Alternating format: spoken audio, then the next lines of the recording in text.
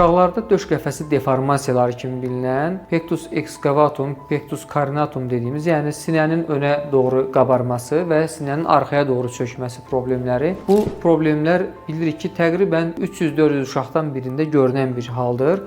Adətən genetik olur və xüsusilə 3-4 uşaqdan birində genetik bir araşdırsaq bir mütləq şəkildə kimdəsə belə problem olduğunu ortaya çıxarmaq mümkündür. Sadəcə bu problemlər olduğu zaman yanaşı olaraq onurğada digər problemlər ola bilər ki, skolyoz ola bilər, digər problemlər ola bilər. Bu 30% ehtimaldır. Digər ürək qüsurları ola bilər. Təqribən 15-17% ehtimaldır. Yəni bir ümumi olaraq həm ortoped travmatoloq, həm bir kardioloji müayinədən keçirdikdən sonra döş qəfəsinin çökən hissəsini və ya önə doğru qabaran hissəsini vakuum və ya ortez dediyimiz vasitələrlə ya önə doğru çıxarırıq, ya arxaya doğru kompressiya edərək normal vəziyyətə gətirə bilirik. Yaxud bəzi xəstə qrupları olur. Onları mütləq şəkildə gördüyümüz zaman çökəkliyin dərəcəsinə görə, quruluşuna görə mütləq şəkildə əməliyyat olmasını tövsiyə edirik. Ona görə birinci növbədə vakuumdan effekt görüb görməyəcəyimizi təyin etmək üçün uşağı müayinə etmək lazımdır.